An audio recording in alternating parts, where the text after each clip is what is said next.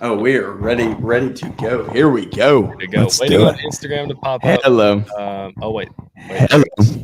There we go. We're live on Instagram. The night chat. Let's rock, dude.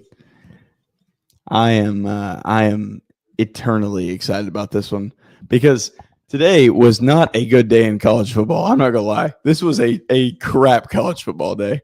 But the things that actually happened in college football were interesting. There was a lot of stuff to talk about, and I can't wait till Joseph gets us live. I believe he's working on Instagram here. We are live on Instagram. I'm just reposting the stream on Twitter. Yep. As soon as we go live here, I mean, goodness gracious, what a day! What a day, Joseph. I'll let you lead into this. I know you didn't watch a lot today, but you got to lead into it. It was a day. It was truly an incredible day. In college football, and I feel like we say that every Saturday, and it's never understated. We say it every Saturday because it can never be understated. I will not let myself underestimate a weekend of college football because we only get so many of these. Yep, and every year, come July, come February, I'm like, man, it was a really good season. Now I'm kind of like, I'm ready, I'm cool. Let's take a little break. And then by the time March rolls around, I'm like, man, I really miss college football. So will not let myself take this for granted. Some big games today, some big results. I got absolutely cooked in betting college football today. It happens. It happened. Listen, we're going to end the note on a high note.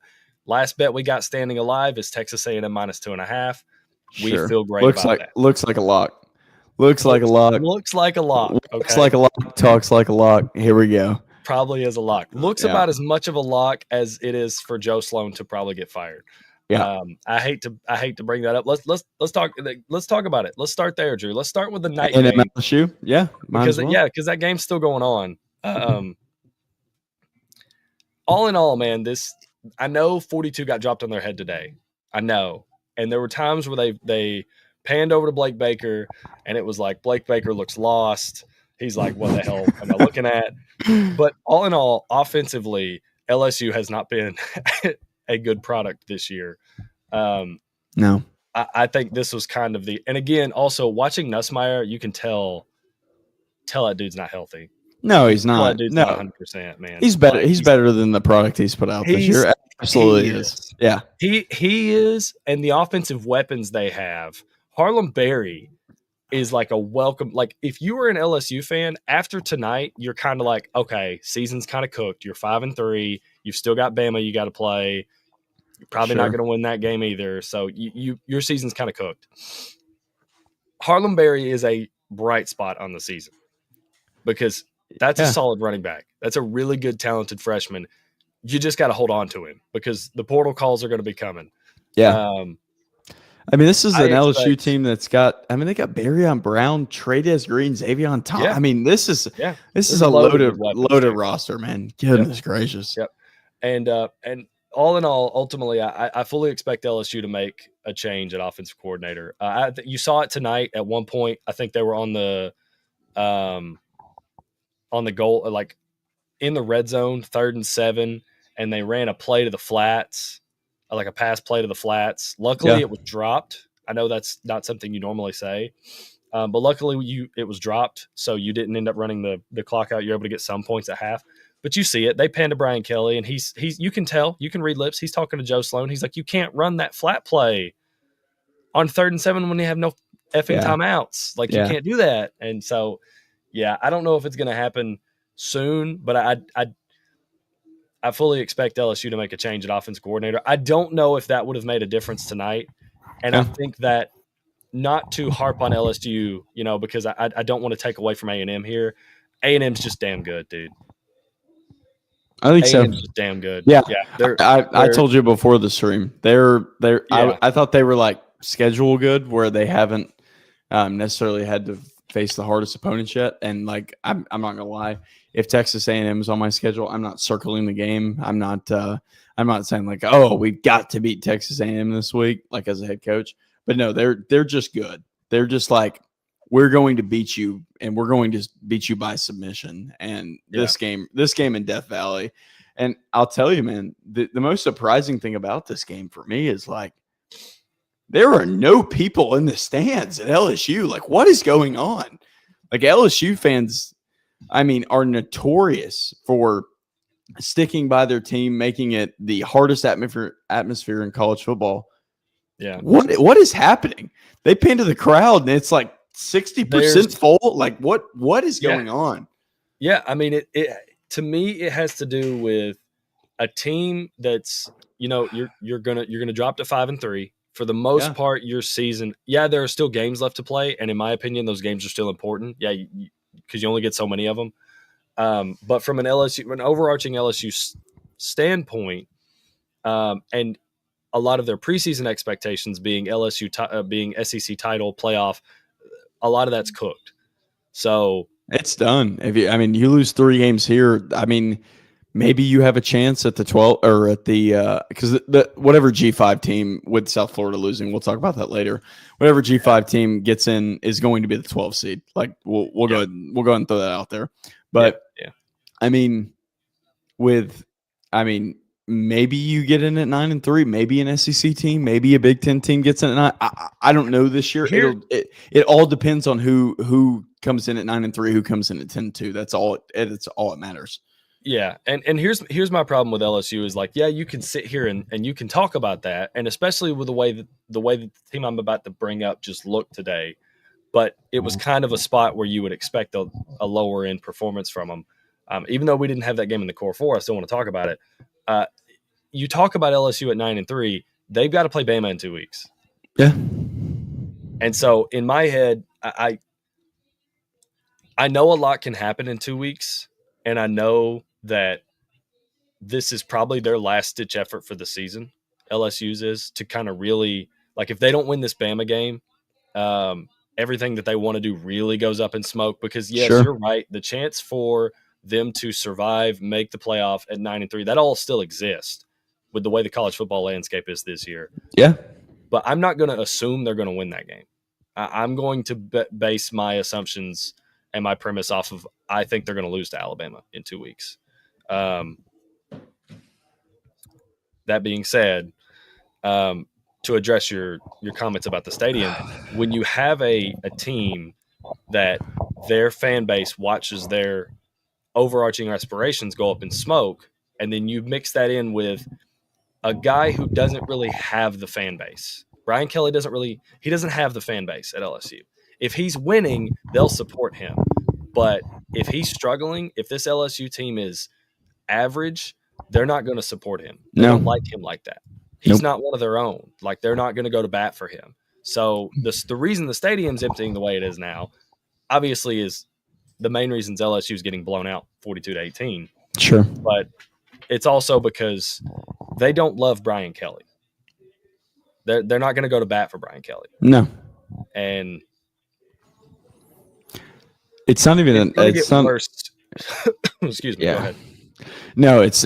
I think you were going to touch on it. It's not even a situation where, you feel bad for the guy. You feel like, oh man, like maybe, like, oh, if he just gets like, no, like he has all the weapons. He has like his pick of the litter of what he needs to do, and he can't get it done, and they hate him, and he's kind of an asshole. So when you're kind of an asshole as a coach, like, you have to win a lot.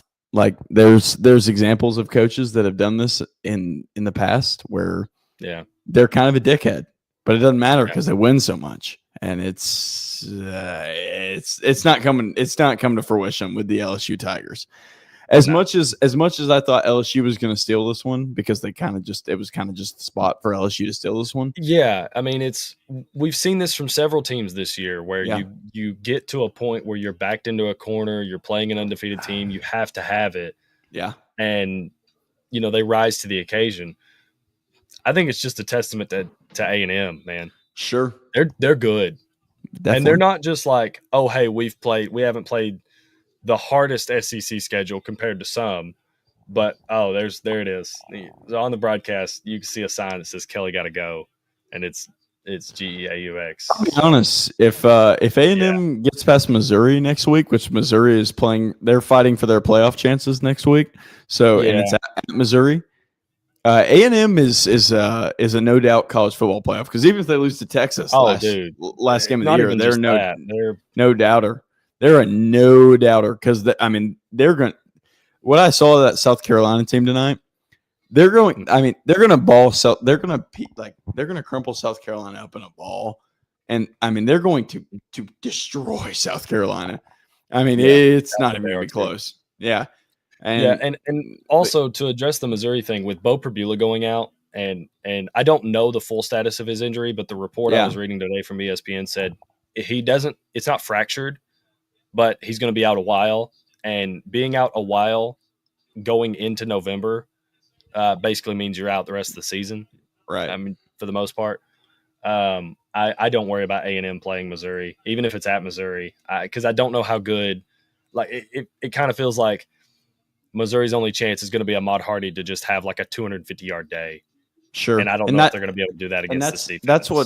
That's what I thought would win them the Vanderbilt game. I mean, if you want to transition to that game right now, I do actually. Yeah, I think I'm anything you want to say. Any final thoughts you want to say on? Like I know we sat here and talked about LSU and their problems. Like I don't want to take away from A&M because really. They're really good. They're really good. Like don't get me wrong. Like A&M and like Marcel Reed, like some of the problems that I thought that they had last year with him at the helm are gone. Like he is really good. Like and I think good. To speak on that, I think a lot of those issues were the fact that they were trying to they decided to go to Marcel Reed like halfway through the season. Yeah, they were still fitting Wegman in there last year. Yeah. This year it was like from the jump, it was tailor-made. Like everything we do, everything we design is going to be for Marcel, and Colin Klein has just killed it, man. Yeah. Him and Marcel have just killed it. They hit on their portal additions. Mario Craver's been awesome. Casey Concepcion looks like he revived his career. Sure, yeah. Devastating year he had last year at NC State. I mean, they're a really good team, man. They just scored again. They've got a great ground game. They've got multiple backs they can do it with. They've got multiple receivers. Marcel Reed's playing hot. I mean, I'm not just like I was on the A&M is a good team, and when they got to 7-0, I was like, oh, A&M can, like, they don't play Alabama. They can compete for the SEC title. No, I think this team can contend in the playoffs. Like, I agree with you. Like I was holding off on that because of what we've seen from A&M. Sure. In the past, the more I watch this A&M team, the more I'm like, I don't think this is just a really good team. I think this is a team that could probably make the national championship. Oh, I mean, last week was their week to mess up versus Arkansas at Arkansas. And they still got out of there, and they scored 45 points, which is just like a theme. Like, besides the Auburn game, this team has been a 30-plus point scoring team. Beyond the Auburn game, I struggle to see. I mean, Missouri's not going to stop this team. No, I understand. Like, you can go to the Vanderbilt game today, and you can be like, oh man, look at that! They held Vanderbilt to 17 points. This was a bizarre ball game. I do not know what happened. I don't know if both teams like agreed beforehand to do this. Like it seemed like one of those where I was like, does Eli Drinkwitz have his mortgage on the under? Like I don't know what's going on. Like it was a bizarre game. I don't know what's happening. I don't understand. The Vanderbilt team, they come out last week, and in the LSU game, they're damn near unstoppable on offense. And they come out in this game, and they're like, they're damn near stoppable on every drive. I don't know. I don't know what's happening, but are we transitioning to this game now? We should. So I'll let you carry the carry the water for the Vandy Missouri game. I didn't get to watch, unfortunately, which I know we talked pre-show about it. You said it's not unfortunate because this game was kind of rough. But I mostly just got to scoreboard track this game. I did not get to watch it, unfortunately. I missed a lot of the 3:30 slate, sadly. So Joseph, I mean, so one, this game is at 3:30, which if a college game day game is at 3:30, that should already throw the red flags off in everybody's head. Like, oh fuck, this is not going to be, this is not going to be a good game. Like, if a game's at 3:30, there's a reason that they scheduled it at 3:30 originally. So they get this game at 3:30. It's in First Bank Stadium. The college game day kicker just nails the field goal in front of Sarah Fuller. Yeah, what was that, dude? He kicks it infinitely better than Sarah Fuller ever could have kicked the field goal. Like, I don't know. I'm not sure. But where did they get that kid from? Like, Pat got hustled, dude. Whoever picked him out of the crowd. Yeah, they were like Pat, or Pat was probably like, what the app? I mean, this kid was a dead ringer. So in this game, Pavia was terrible. I mean, he was legitimately awful. And he mirrored another quarterback that we'll probably talk about later, Ty Simpson. He was atrocious in this game. And it wasn't even just the throwing stats. I mean, his decision-making in this game was horrific. I don't know. And Vanderbilt is normally a scripted offense. So Vanderbilt is a scripted offense the entire game, which is what makes Pavia so good. He was just awful. I mean, he was terrible. Like, like 10 for 19, 129 interception. I cannot believe they won this game. I mean, but you take that though, right? Like here's the thing. You would take 10 out of 10, him having the worst game of his life, and you win versus, well, I don't know. Some coaches are like, yeah, I'd rather lose because you'll learn more from the loss. But like, as a fan, you're like, no, we won the game. We got out. Survive and advance. Survive and advance, dude. That's the name of the game in the SEC right now. No, that's the name of the game in the SEC. Like, the ACC, the Big 12, they're not doing anything. Like, it's one team is going to come from two teams may come from the Big 12 this year, but one team is going to come from those conferences. Like, and the Big 10, like, you walk out there and Iowa's dropping 40 on Minnesota. I don't know. Whatever that is. What happened there, dude? Whatever that is. Whatever that is. The I don't know. over-under in that game was like 38.5, and Iowa drops 40? Chase throws that out as a chapsalot bet, and I was like, what? Okay. And, you know, that's funny because I was like, oh, it's going to be Minnesota that messed that bet up. Minnesota couldn't do a damn thing. They couldn't do a damn thing. So I don't know. But, I mean, Vanderbilt was horrific on offense in this game. Like seriously. And Ahmad Hardy was like still pretty good. But I bring this game back to a couple plays where Vanderbilt just has the chance to do what all good teams, and it's so weird to like say like, oh my goodness, Vanderbilt, good team, survived this game. Super strange. I'm not gonna pass by that. They just made Missouri throw the ball, and Missouri didn't want to throw the ball with Bro Pabula out. Like that was it. That's the difference in the game. And Matt Zollers, who I'll be honest, was better than Bo Previlla was in this game. He got a little bit more of this game than Bo Previlla did, but he was better than Bo Previlla. Like, this was not like a, oh yeah. I mean, by far. I feel like, sorry, go ahead. No, like Bo Previlla barely got. I mean, he got a little bit of this game. I think he goes out. Either, I'm going to be honest, it was a rough day in Blue Ridge for me. I was either like hammered or trying to like watch this on a bar television. So yeah, it was a rough day. But yeah, I mean, I think he goes out in either the late first half or early second. I mean, Zollers has a higher QBR. Previlla, in my mind, in my eyes, was terrible during this game. Like, he was awful. And you step in with Zollers, and he goes for 138 and a touchdown, has a way better QBR than Previlla. That's just stat glancing. But I mean, it felt like that, like watching the game. Felt like the offense was different with him in. Yeah.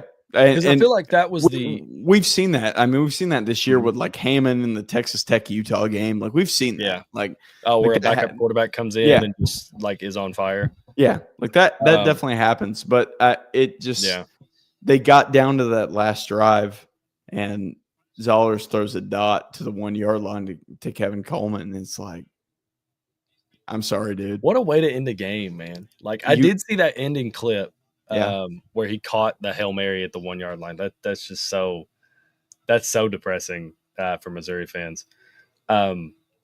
But what I can say, even though I didn't get to watch this game, what I can say is that when you spoke that they kind of forced Matt Zollers and Bo Pribula to pass the ball to beat them, that's the strategy for this Missouri team. Sorry, that's the strategy for beating this Missouri team. Sure. Is you want because Bo Pribula has looked frantic at times. He's looked shaken. He hasn't looked totally comfortable.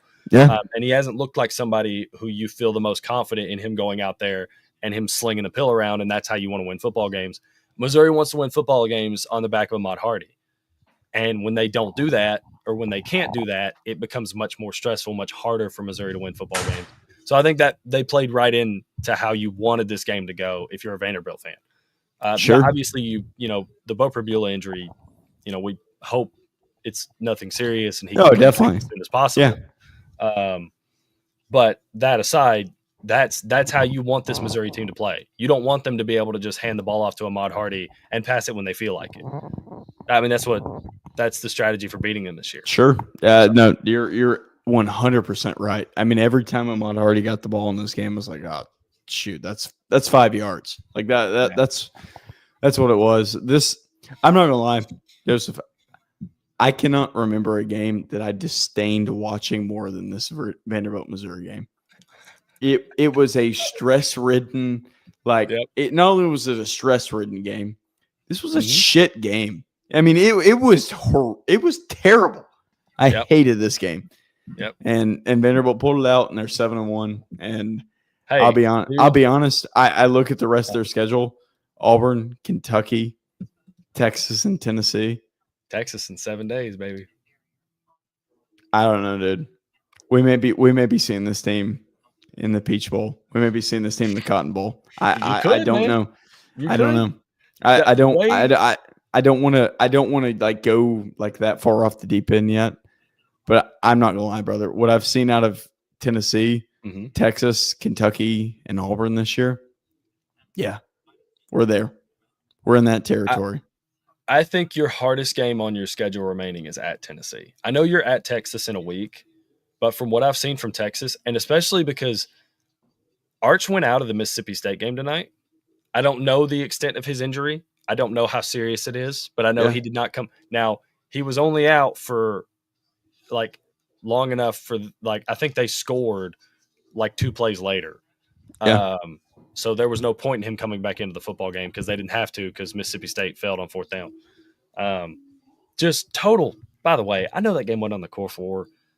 Oh, but it was Chase's. I have a ton of curse words for this game, so I'll hold those back. What are you doing? Just a total choke job, dude. What have you ever seen that Family Guy clip of the farmer whose his horse's name is Thunder, and he's like, "I'm sorry, Thunder, I gotta put you down." That's Texas. Texas is Thunder. All Mississippi State has to do is grab the shotgun and pull the trigger, and they can't do it. What are you doing? Texas is Thunder, dude. I mean, you're right. You're right. This was another game I didn't get to watch. I got to watch overtime. I did not get to watch the full game, but I was scoreboard watching, and I saw it was like I peeked in, and I was like, oh man, it's Mississippi State's up by 17. 38-21 in the 4th quarter. This is not the Giants that were up by the New York Football Giants that were up by 18 with 6 minutes to go. This team was up by 17 points in the 4th quarter, dude. Oh my gosh! Oh crap! I hate it. I know you're a Jeff Levy guy, but I'm not gonna lie. I like Jeff Levy. I would fire his ass tomorrow over this. Listen. I like Jeff Levy. I'm not like.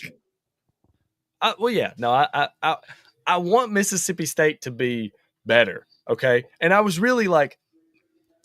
I was riding the Mississippi State train this year. I'm gonna be honest with you because we took the over, and not a lot of people did that. Yeah. We were in their corner. Okay, we were in Mississippi State's corner from the get go, from the SEC win total show in July. We were like, Mississippi State, we're riding with you. You only got to get 4 of these things, and 3 of them should be guaranteed. And you'll probably steal an SEC game too. And you've had 3 chances now between Tennessee, Texas, and Florida, and you pissed them all away. You pissed them all away, man. Not only did you piss them all away, you did them in the most infuriating ways that you possibly.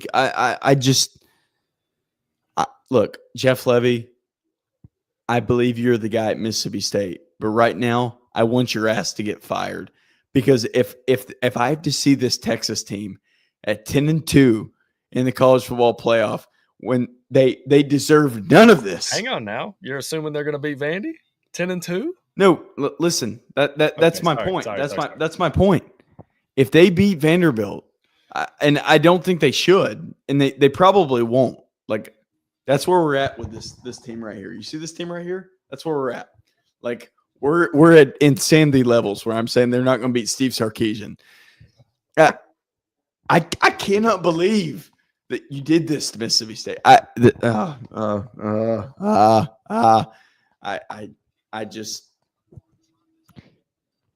mean, Arch Manning is begging to be put down with a shotgun. Steve Sarkisian is begging to be shot with a 12 gauge, and Mississippi State can't pull the trigger. They're like, they just hand the shotgun off, and Thunder ends up shooting them. They're like looking at Old Yeller, and they're like, he's cute though. Like, oh, what? I don't know. I can't talk about the game anymore. That game was like watching 2 blind crickets.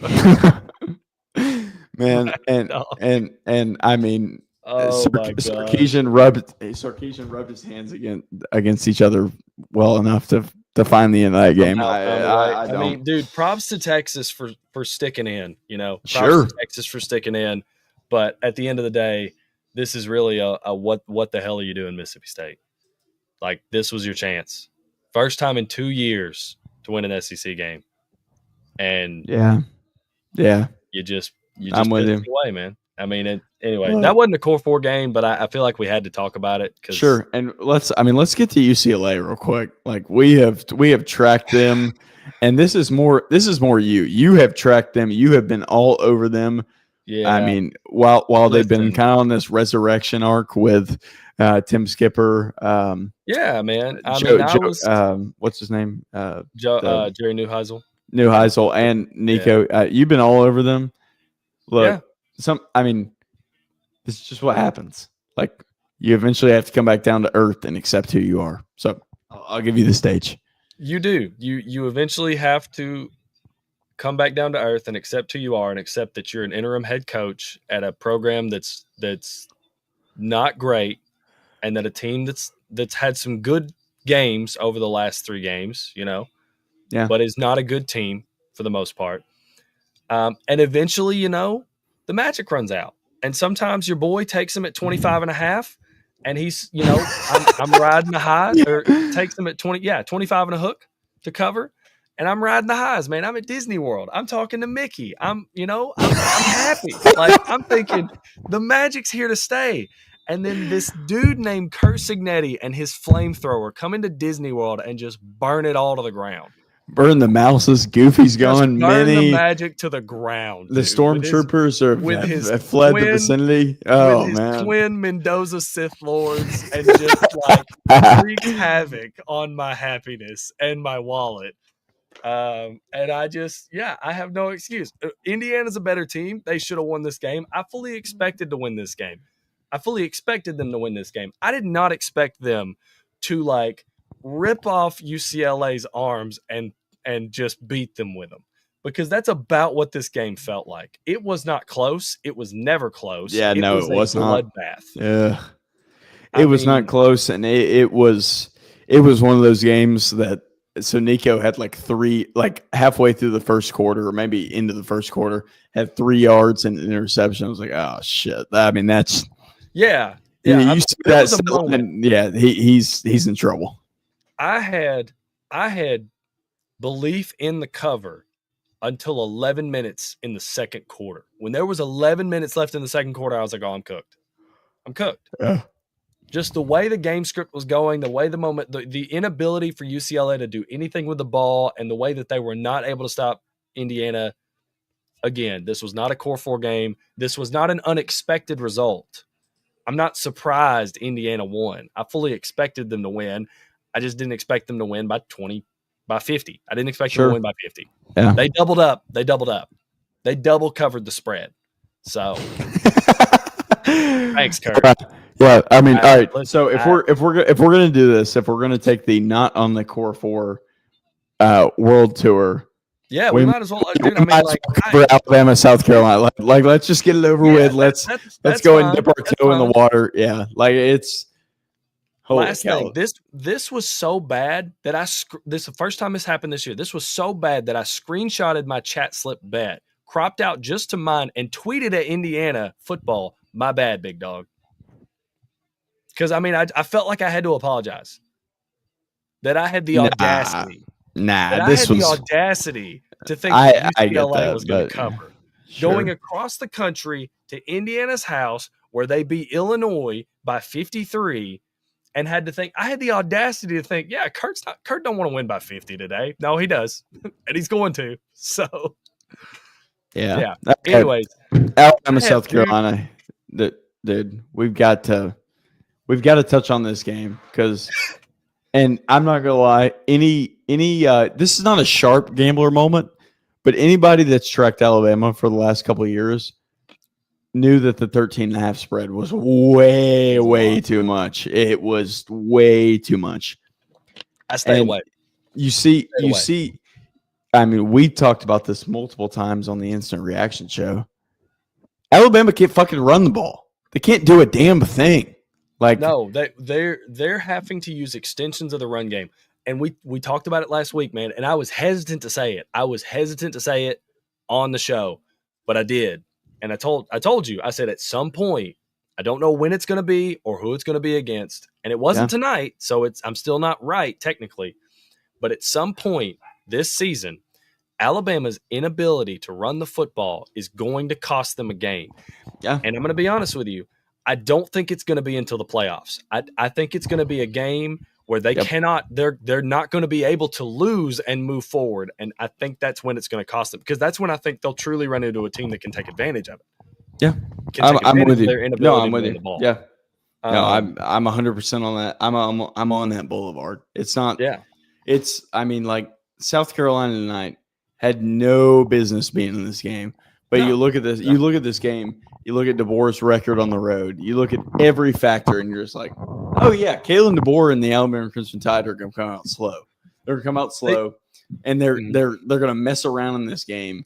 To the point where they're having to do some late game theatrics to get this game back in their favor, and then they get this stop on third down. You're like, oh yeah, they're that much better than South Carolina, but they messed around the entire game. It's just Ty Simpson was awful in this game. I want that to be out on the record.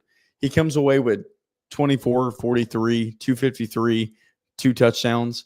I want this to be on the record that I'm saying this. Ty Simpson was horrific in this game. At one point, he was under 50% completion percentage, and I thought he wasn't going to complete another pass again. Go ahead. No, go ahead. Sorry, I didn't mean to cut you off. No, that was it. He was bad. Ty Simpson was bad, and your point about the fact that this is going to bite them in the ass in the college football playoff or wherever it does, it'll probably be the SEC championship for my money. That's probably where this is going to get them, because a team will have multiple weeks to prepare for Alabama. Whenever the team has multiple, it depends on who it's against. Yeah. If A&M wins out and it is against A&M, yeah, I do. I think it'll cost them against A&M. If they end up playing Georgia, I don't think it'll cost them. No, I don't either, because I'm with you. I don't think Georgia can exploit this. I don't. Well, it's not even. They can't. Georgia can't rush the passer. So Yeah. when you can't rush the passer, there's no pressure on Ty. He can sit back there and operate. I think A&M can rush the passer. So like if A&M makes it to the SEC title game, which I fully like, I think they will, based on the rest of their schedule and what they do, based on how Texas has looked. They have to have a generational. I mean, they'd have to have because they have to lose 2 games now. Yeah, and they can't based on the rest of their schedule. I'll be honest, they're not going depending to on lose how SEC tiebreakers work and stuff like that. Because which again, I don't think Georgia's gonna. I think Georgia's gonna end up losing another game before the end of the season. I don't know who it's to. I do as well. They're not good enough to just. I don't know how replicable what they did against. I don't know how replicable what they did against Ole Miss is. Yeah. Like being that perfect and efficient on offense, it looked great. And don't get me wrong, I don't mean to take away from what Gunnar and them did last week. That was incredible. But you're going to play better defenses than you're playing a better defense than that next weekend in Florida. Yeah, definitely. And so, I mean, anyways, back to Bama. Ty threw 43 passes in this game. You know the last time he threw 43 passes? Florida State. Am I off there? Yeah, because he had to. Yeah, because he had to. Yep. Yeah, that's. I mean, listen. I don't think Jan Miller is the problem. Jan Miller is a pro style running back. So Jan Miller hits the hole, but there's no hole for Jay Miller to go through. Yeah, I don't think their offensive line is great at run. I don't think they're great in the run scheme standpoint. Definitely. Now I could be wrong about that, but I don't think they are. And now I will be honest with you. Based on other running back rooms I've seen from Alabama, I do not think this is a very good Alabama running back room. No disrespect to Jim Miller. I think he's solid. I think he's okay. But from what I'm used to seeing in the backfield from Alabama, he's not in that. I don't think Jam Miller would touch the field. He's not. I've seen from Alabama. No, he's not in. He's not even in the Najee Harris category. I wouldn't put him over Najee. He wouldn't play over Jameer. Definitely. Anybody before that? No. Wouldn't play over Kenyon Drake. I mean, TJ Yeldon. TJ Yeldon. Yeah, and again, that is what it is this year. And again, it's also when all of us saying this, it's a huge credit to Ty Simpson thus far this season, Kalen DeBoer and Ryan Grubb, because the fact that they've had this, if anybody in that building knows better than what we do about what they're talking about, they know they can't run the ball. Yeah. They know. They know that they're not going to magically be able to start running the ball at some point in this season. So again, I'm not sitting here trying to harp on them. Our overarching point here is that at some point they're going to have to. Yeah. Look, their leading receiver today was a running back. This team is scotch taped together on the offensive end, and they're just Alabama, and they keep writing this check. They keep signing their name. They keep writing a big old amount, and they keep signing and dating it. Look, eventually it's going to come back. I'm with you. Yeah, it's going to come back. They've been really good, and man, when it's clicking on offense, they're incredible. I still think they are one of the best passing games in the nation. They are. You're right. No, that's not an over exaggeration. I'm 100% with you that Ty Simpson, Jeremy Bernard, and Ryan Williams are like the holy trinity of college football passing games this year. they're up there. They're incredible. Nobody dude, Bernard, I don't know what he's going to be at the pro level, but he's unfair at the college level. He is incredible. I mean, dude, if you listen, as long as we're talking about passing trios, you can't leave out Marcel Reed, Mario Craver, and Casey Concepcion. As weird as that is to say, no, you can't. About A&M, but they're up there. But yeah, I mean, ultimately, if you're Alabama, I know this game was ugly. I know it was ugly, and it's real easy to sit and do what we just did, where you kind of pick this team apart, and you're like, oh my gosh, all these things are wrong and awful. At the end of the day, this was a spot where you're coming off 4 ranked wins in a row. You're playing on the road at South Carolina. Yeah. whose season has gone awry. They have you at home. They have a packed house. They have everything to play for because this could totally just sanctify their season. And you managed to, as sloppy as you played and as many things as you got to fix, you won the game and you got out. And that cannot be overstated. That's pretty much Because you're absolutely right. That like it was Yeah. survive and advance with this game, and they it did. was, yeah, And they was. did in the modern college football landscape. It cannot be overlooked. It Yeah. just can't. Like there will be a bunch of people that sit on this game and they look, Alabama only beat South. I don't care. Yeah. Get over it. Get over This it. was a survive and advance game. This was it's the same thing you talked about with Vandy playing Missouri. It was ugly. You didn't look good. Things weren't clicking. You were down by like 9 at one point. Yeah. Excuse me. But you won and you got out. And you got out decently healthy. And now you're on a bye week and you got LSU coming to town. So at the end of the day, I like to think of teams on a graph throughout the season. And before we know it, before the season even starts, we can't see it. There's a ceiling and a floor. And at some point, those teams bounce between those two. They bounce between those points. Some teams never actually reach their full ceiling, and some teams never actually hit their full floor. But most teams fall somewhere in the middle. That's what they call most teams consistently bounce somewhere in the middle. This was one of those games for Bama where you had been riding high for the last 4 weeks because you had been playing so well, and you finally had a game where it was like, hey, you're heading towards the floor. Most teams would drop this game. Agreed. Alabama last year drops this game. Yes, they do. They lose this game, but they lose this game by like 8, or more. I'm with you. And credit to Kalen DeBoer. He has kind of figured this thing out on the fly. I can't believe that we're dedicating another episode of this to Alabama because it wasn't on the core 4. But we got to move on. Yeah.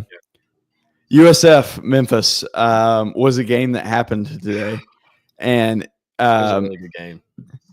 Listen, Alex Golish, this loss right here for me solidified the fact that he's not going to be at UCF or at USF next year. Next season. You can go ahead and book that Alex Golish is going to take the next job available. And it's not really going to matter what it is. I cannot believe that they did this. I understood what Byron Brown was. I understand what this USF offense is. But, I mean, talk about this Memphis team. They've still got to play Navy, who I think we all think is kind of like this great roadblock. Boise State is alive. They're alive again. I mean, welcome back. Welcome back, Boise State. You lose to South Florida by 30 in the first week. And you obviously lose to Notre Dame because you were going to lose to Notre Dame. But the G5 race is, I mean, it's you barely see this in the frame I'm doing, but G5 race is wide open. I mean, man, I'll be honest. One team, dude. I'll be honest. This is basically the American Conference Championship right here that was played today. So they may play this game again after they both whip Navy because they will this year. They'll whip Navy. Navy is not like they were last year. Horvath is still there, but they're weaker. They're just weaker. But man, the G5's got to send somebody. You got to send somebody to the playoffs. Yeah, I mean, I think it's going to be one of these 3 American teams. I think it's going to be between South Florida, Memphis, and Tulane because I think Tulane. Sure. Tulane play, and the only reason I say that is because Tulane does play Memphis, and they play them in 2 weeks. So I think if Tulane wins that game, they'll end up playing Memphis if Memphis wins out. Yeah. But yeah, I'm kind of with you. I think South Florida and Memphis are both going to beat Navy, and once they do, that'll kind of narrow this American G5 race. But it's fun, man. It's interesting. It's like you said, it's not solidified yet. because Boise State is still alive. They're 6-2. Yeah, and UNLV won't. James Madison's still alive, dude. Yeah, I'll be honest. UNLV doesn't have a hard game left. Like if they beat Colorado State, UNLV could get in by default. So we have a lot of interesting possibilities with this. So we're gonna play a game real quick, and I did not tell you we were doing this, but it just came to me. Yeah, let's do it. Why can't this team get in the? Why won't this team get in the college football playoff? I'm gonna read you their remaining schedule. And UNLV? you're gonna tell. No. Well, we can do UNLV. Oh, why? Oh, you're about okay. No. You okay? So you're gonna tell me the team afterwards, right? Yeah. How about Houston, who's beating Arizona State right now, who has West Virginia, UCF, TCU, and Baylor? Why is Houston not going to get in the college football playoff? Houston's not because they played Texas Tech and they got boat raced. Sure, they got ran at Texas Tech, which has been a hard place to play this year. But what beyond that is telling me that that Houston, who is handling Arizona State right now, like this has been a dominant Houston performance. Why isn't Houston going to make the college football playoff? Because they might not play in their own conference championship game. So we're going to find out. Right. We're going to find out a lot about. We're going to find out a lot about BYU next weekend. That's a great point. That is fantastic. All right, I have another one. Sorry, not next weekend. 2 weekends away. Yep. Sorry, BYU's on a bye, and then they play Texas Tech at Texas Tech. So why won't Virginia make the college football playoff? You talk about a team in the right place at the wrong time. They barely beat North Carolina, which I was in Georgia for most of today. So I wanted to bet on North Carolina, would take this money line. They've got California, Wake Forest, Duke, and Virginia Tech left. If they win out, they're in. They're in. Okay. I understand what you're saying, but let me temper your expectations here a little bit. Sure. Go ahead. I don't think Virginia's going to beat Cal. Because they've got to do the whole East Coast to West Coast thing. I agree with you. Work out for Cal. I'm with you. I'm with you. Going West Coast to East Coast versus Virginia Tech. And I don't think. Gosh, they lost that here's the thing about these ACC teams. Like, do what? That I had Cal plus 6. Oh my God, I don't want that. Yeah, I had. Same. Keep going. Same. Same, brother. Same. I had Cal plus 4.5. Vegas is sharp, dude. They know what. Somehow, some way. Anyways. Virginia, the problem with a lot of these ACC teams, and I include Georgia Tech in this anyways, is where they're at from like a talent perspective is they're not one of these teams that can just roll their helmet out there and beat these other ACC teams. Sure. Kind of like we watched Clemson do over the past 10 years, where it was like Clemson was just so much more talented than every other school. They could kind of roll their helmet out there and for the most part go like undefeated or one loss in the ACC, because we saw them even take L's to Pitt at times. Great point. Yeah. Pitt, point. Syracuse, like there were times where so while it's fun to talk about Virginia going undefeated, I could see them finishing these last 4 games 2-2, losing to Cal. I think they could lose to Duke, to be honest with you. Definitely. They could lose to everyone on their schedule. Like Virginia could end up losing the rest of their games. They could also win all those games. I mean, that's kind of where we're at with the ACC. The ACC, right, which is a great segue into my next team, Louisville. Hello, Jeff Brom. California, Clemson, SMU, and Kentucky. Why can't Louisville make the college football playoff? Because they lost to Virginia, and they could just as well lose to Cal or Clemson or SMU. Like, God, did you watch the SMU Wake Forest game today? No, I didn't. And I'll be honest, Wake Forest was going to be my next team. Why can't Wake Forest make the college football playoff? Because they turned the ball over 8 times. There were 8 turnovers in this game, Drew. Wake Forest turned the ball over 5 times. Holy cow. And they got lucky enough that Florida State, Virginia, North Carolina, Delaware, and Duke. Oh, you're kidding.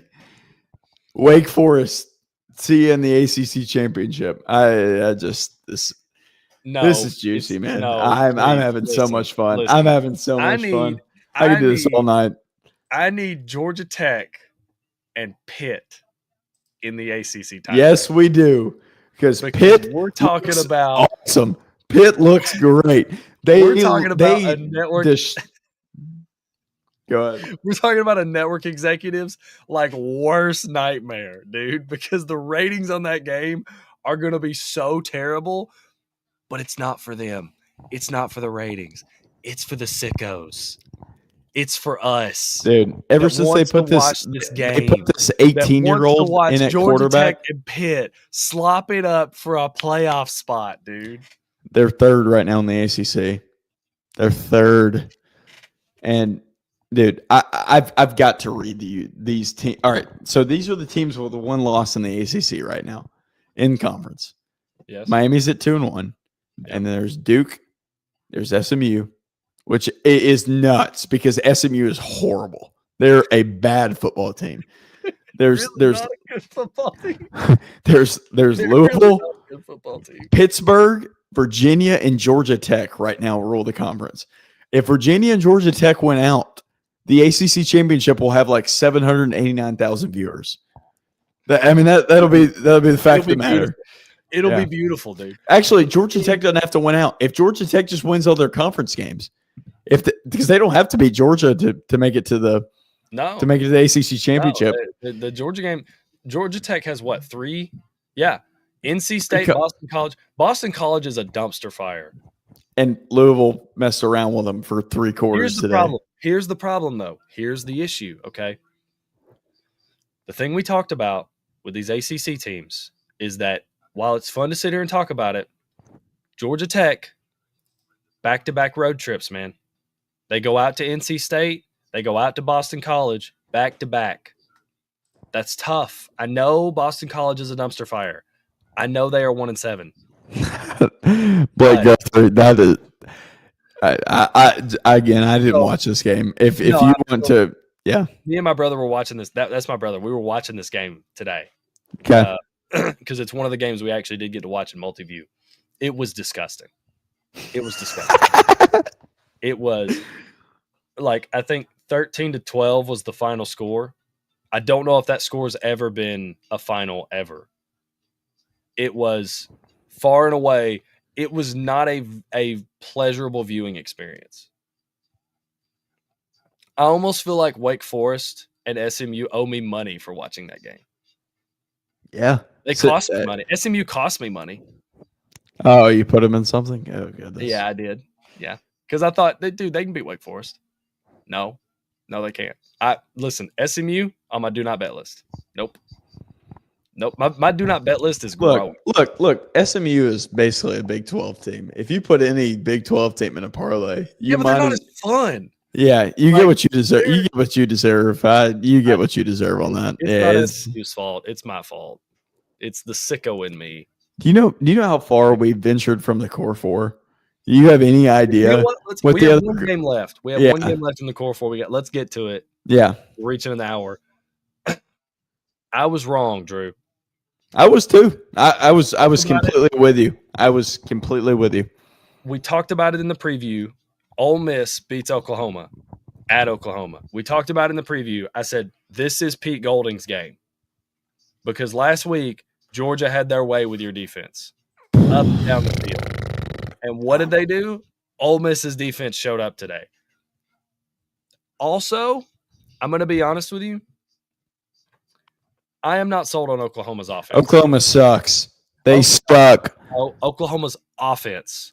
Yes, and that's the hallmark of their team. Like if Oklahoma was going to be good, then Mateer and them have to stay on schedule, and they suck. They are bad. This is a bad offensive team.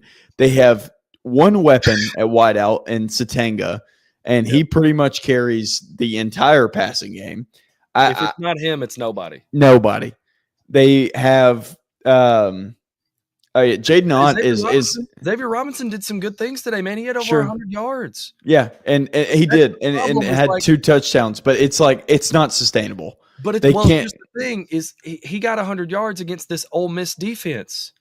Georgia ran for like 225 last weekend. Yep, and not a good run defense from Ole Miss. I'll be honest, It's not a good run defense. The 34 points that was put up in this game by Ole Miss, hell of a job by Oklahoma. Like, they deserve, every Oklahoma defender needs a pat on the back because it could have been so much worse against a worse defensive unit.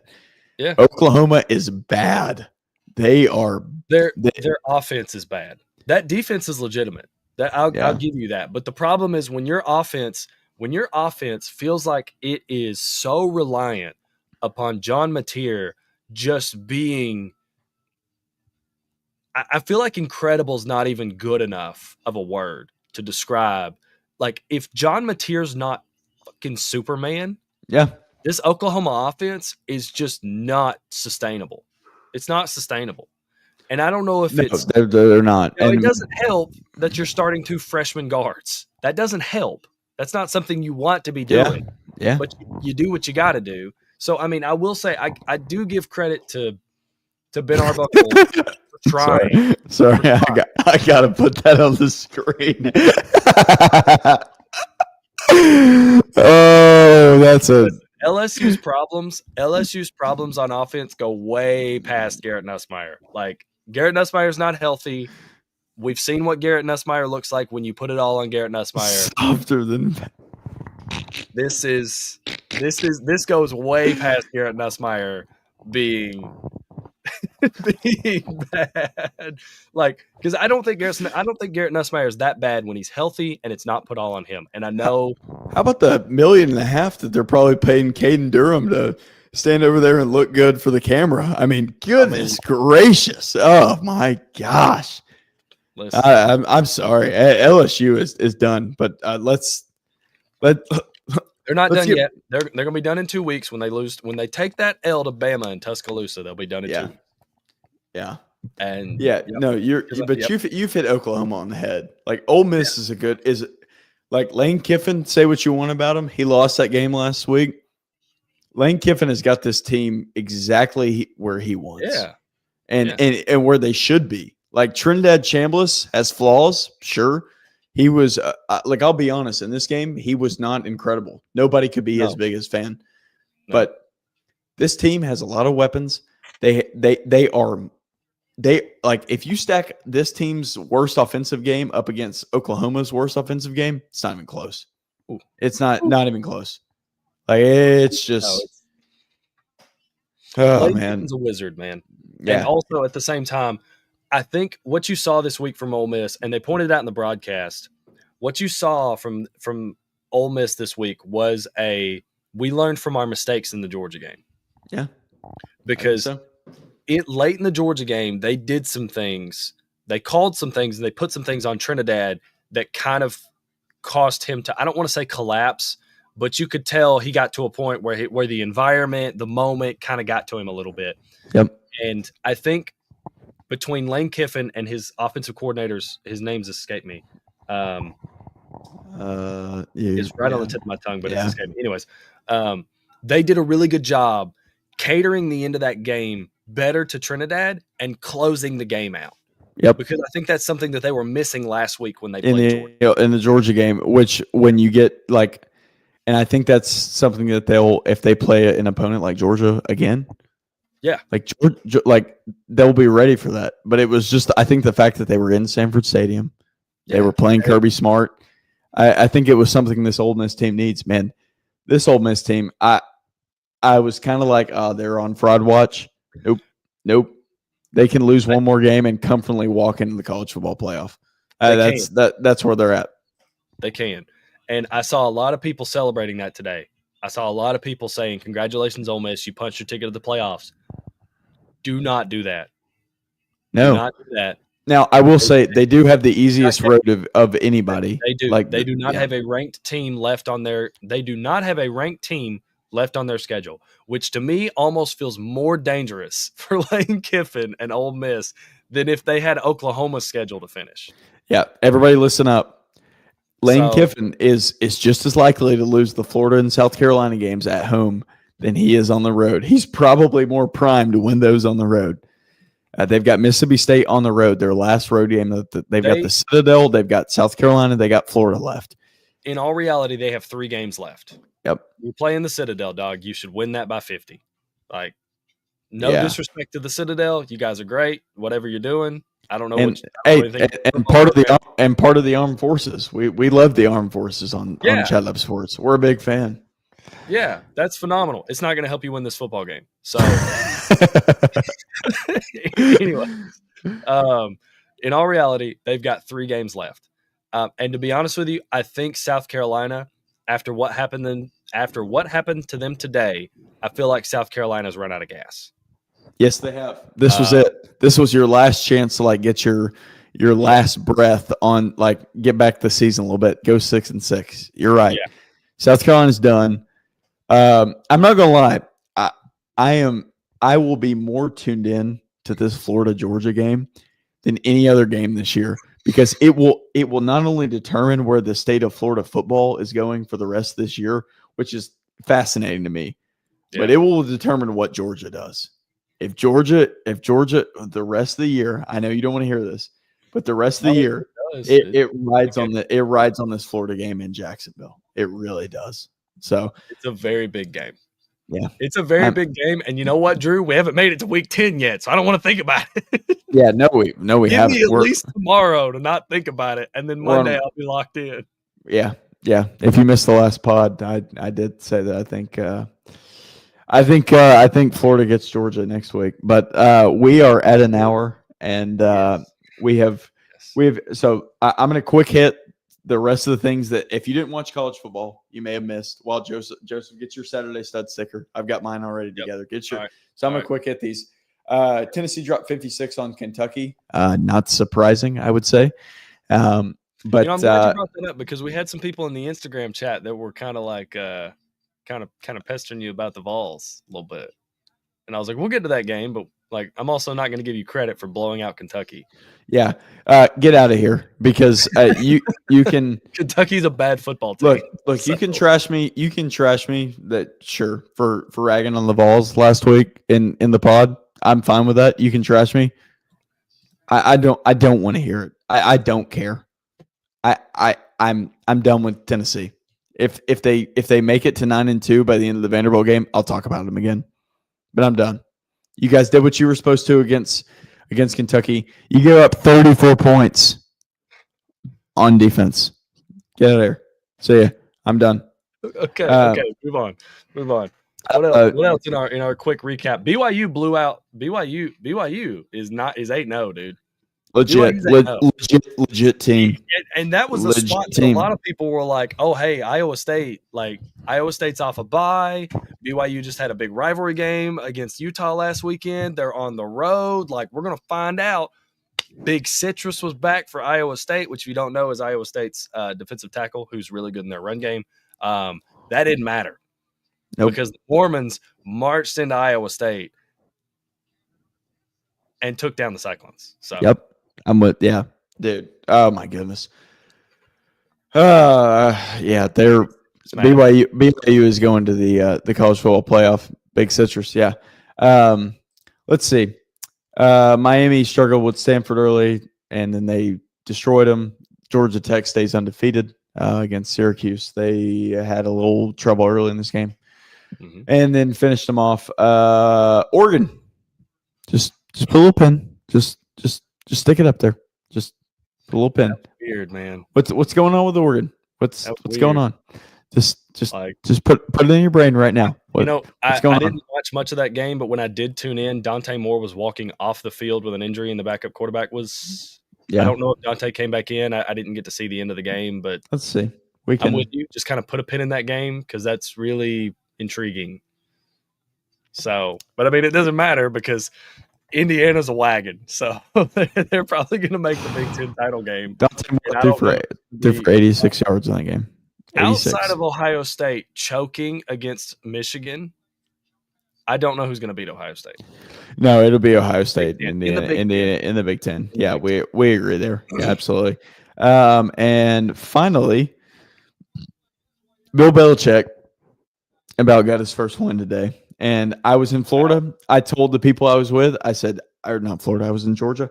I said, man, I wish I was in Tennessee because I want this North Carolina money line. I want it bad. And they about did it. And they went the end of the game. I did. The 2-point conversion. I did. They went for 2. Didn't work out. Okay, sorry. And there's one more team I have to touch on. Yep. Cincinnati. Boys, you may not have circled Cincinnati on your preseason calendar, but you should. Because here come the Bearcats again. They get in with the Desmond Ritter team. They are pretty much the example why you don't put a G5 team in the 4-team college football playoff. Well, guess what? They're in the Big 12 now. Here we go. Undefeated in Big 12 play.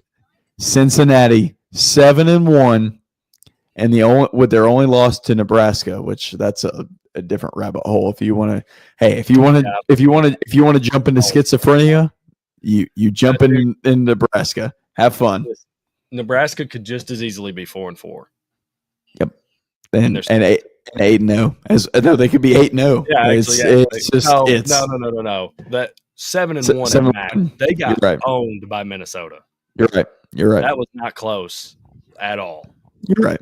So, all right. Sorry. A minute. Sorry, the wine's catching up to me. An hour 6 here on the night chat.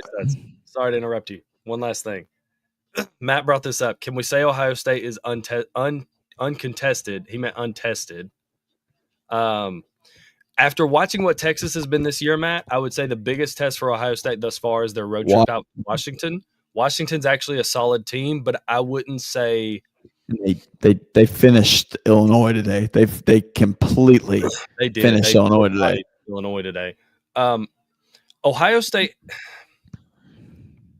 I don't know, because I don't want to sit here and say they're untested just because they haven't played like a close game against like a top 5 opponent.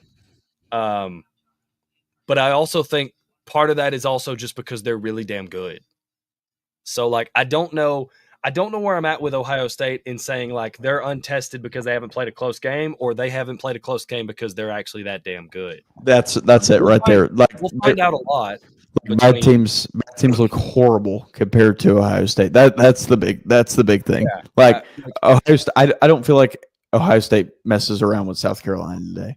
I don't. No. I don't feel like that would be. Well, I mean, so here's the thing. I don't know, because like, does Ohio State mess around with South Carolina after coming off playing at Georgia, at Missouri, Vanderbilt at home, and there one other?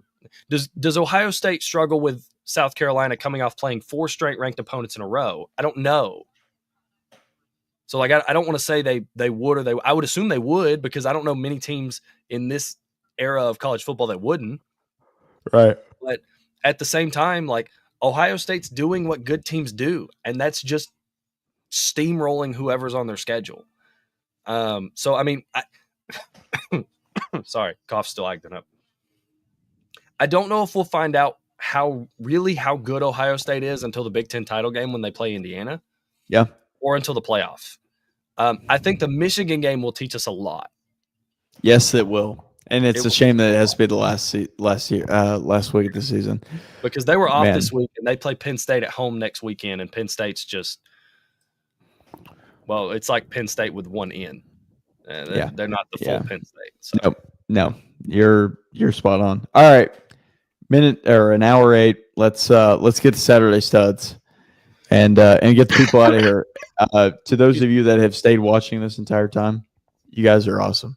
I mean, seriously, we went a little bit earlier this time, and it's just with you guys in mind. So without further ado, my first Saturday stud sticker. I hate to do this. It's going to be Blake Shapen of the Mississippi State Bulldogs. That's our first Saturday stud sticker and a loss, right? I have to do it. Shapen was I appreciate it. Shapen was incredible in this game. I'm so sorry, Blake Shapen, because your career is going to be looked at so unfavorably in the hallmarks of the SEC. So I'm going to give you your credit here. You were so good in this game. You did not deserve to lose this game. I don't know what Jeff Levy is doing over there. I don't know what black cauldron he's got on the sideline that's caused this to happen. Blake Shapen, congratulations. Our first loser Saturday Stud sticker. I'm glad you did that, because I feel like we've had some Saturday Studs that we might have glossed over just because their team lost, even though they played well. Shapen was unbelievable. 386, 4 times. I mean, goodness gracious. He was so good. Unfortunately, I did not take the same route as you. Because my guy won today. And part of the reason he won is because of his performance. My Saturday Stud sticker is someone who has gotten a Saturday Stud sticker before. Haynes King threw for 300 yards today.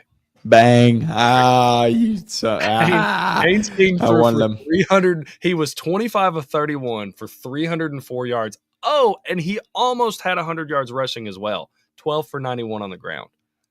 If that doesn't scream Saturday Stud, I don't know what does. Haynes King was an absolute, I know he probably didn't want to hear this because of where he plays, was an absolute dog today. Georgia Tech rolls to 8-0. They demolished Syracuse 41-16. Yeah. You want me to go back to back? Yeah, absolutely. Go ahead. Because my other Saturday Stud sticker is basically the same player in Marcel Reed. That's a good one. I know he threw 2 picks in this game, but 12 for 21, 202 yards, 108 yards rushing, 2 touchdowns on the ground, 2 passing touchdowns, and he helps Texas A&M beat LSU in Death Valley for the first time, I believe, since 1994 or 96. Yep. I can't remember the stat. Yep, I said it on the broadcast. Yeah, you're right. First time since one of those 90s, two. Was an absolute just massive win. They improved to 8-0. Shout out Marcel Reed, man. He part of what led me to giving him the Saturday Stud sticker is, even though he threw 2 interceptions, I don't feel like it threw him off. I don't feel like it changed anything about him. It didn't rattle his confidence. I never looked at him after those 2 interceptions and thought the moment's getting to him on the road. Yeah. It felt like he threw those 2 interceptions. He's like, oh yeah, okay. Cool. My bad. Those are bad plays. Let's keep moving forward. And then they did, and they rolled. So that's kind of what I've seen from Marcel Reed the whole year, which is scary for every other team in the country. Yeah, it's something we talked about in the preview show, is we're like, some of these passes that he throws can get a little sideways, and these LSU corners can take advantage of it. And I mean, ultimately he did throw some picks, but it never faltered his confidence. So good thing he was playing a Brian Kelly-led LSU team. Am I right? All right. All right. My Saturday Stud sticker goes to Jeremiah Cobb, the Auburn running back. Yeah. He goes for 28 and 153. And I this was one of the games that I had the unique pleasure today of watching at the bar. Man, this Auburn team, I don't see any other way that Hugh Freeze doesn't get fired. He's gone. I'm sorry. And I like him. I really do. I'm not like a huge Hugh Freeze detractor. I like him more than I like Jeff Levy. So congratulations to Hugh Freeze. You have wounded me by saying that. You wounded me. Jeff Levy's last 2 weeks are on par with 9/11 for Mississippi State fans. I don't. This is we're there. I don't. Jeff, I like you. I do. But after what you've done the past 2 weeks, I can't imagine.